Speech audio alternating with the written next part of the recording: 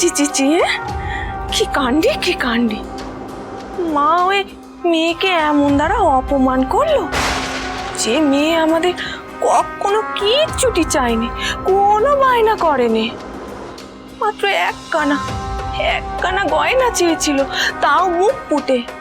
মা সেটাও দিল নে। আহারে, রাইজরানী তো যুদ্ধ লইয়া ব্যস্ত, মাইয়ারে ভাববার সময় আছে নাকি?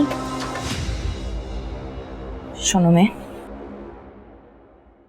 তুমি লাইরি বাড়ির বউ, তোমার স্বামী একখানা আর্জি করলে তুমি তাও দিতে পারলে না?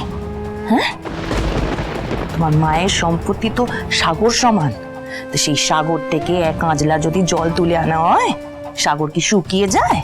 যায়নি। কিন্তু তাও উনি দিলেননি। কারণ জানো? কারণ উনি তোমাকে দাবড়ে রাখতে চায় চিরটা কাল, বুঝেছ?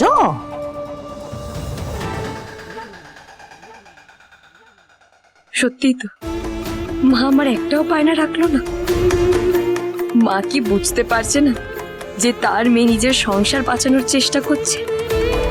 যদি না বোঝে তাহলে কেন এই বিয়ে দাও? আমি তো বেশ ছিলাম কেঁচো বাবার আরাধনায়। ওমে, তুমি পতিব্রতা স্ত্রী না? হ্যাঁ, চোখের জল মুছো তো, চোখের জল মুছো। তোমার স্বামী কি এমন চেয়েছে? কিছুই তো তেমন চায়নি। তোমার মা বলেছিলেন জামাই করে আমার ছেলেটাকে রাজ্যবাদ দেবেন, তো বিয়ে তো হয়ে গেল। দিলেননি, আমাদের সঙ্গে বরং বিশ্বাসঘাতকতা করলে। কেন গয়না চাইলো, তাও দিতে পারলে না। ও তারা শুনলে, আমি বলছি কি, মাকে এবার বল দেখি রাঘবেন্দ্র রাতে রাজ্যবার কানা তুলিয়ে দিতে। পারবি নে? আরে বাবা, সেটা তো তার অধিকার নাকি? আর শোন, এই কাজ যদি তুই করতে না পারিস, তাহলে কিন্তু বুঝতে হবে তুই হচ্ছিস কি পুতুল একখানা, তোর মায়ের রাতের পুতুল।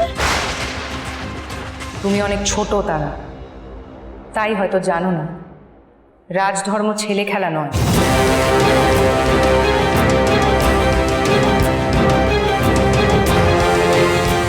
আমি মায়ের সঙ্গে ঠিক বোঝাপড়া করব, আমাকে করতেই হবে। এই তো এই হলো কথার কথা। হ্যাঁ, শুনলে ফুল্লরা বল, ওকে ওকে।